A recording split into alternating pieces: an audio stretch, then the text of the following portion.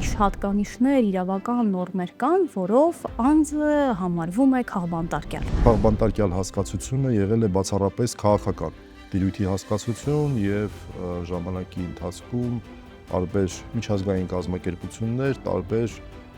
բնորոշումներ են տվել այս հասկացությանը, նույնիսկ տերմիններն են տարբեր եղել, թղթի բանտարկյալ, քաղբանտարկյալ եւ այլն։ Իրավական ամենաթողությունն է, թե քաղաքական կամքի բացակայությունը։ Քաղաքական կամքի բացակայության մասին կարող ենք խոսել ժողովրդավարական ուղի բռնած պետությունների մասին։ Այստեղ ոչ այնքան կարևոր է երկրի ներկայիս վիճակը, այլ թե որ ուղղությամբ է այն գնում։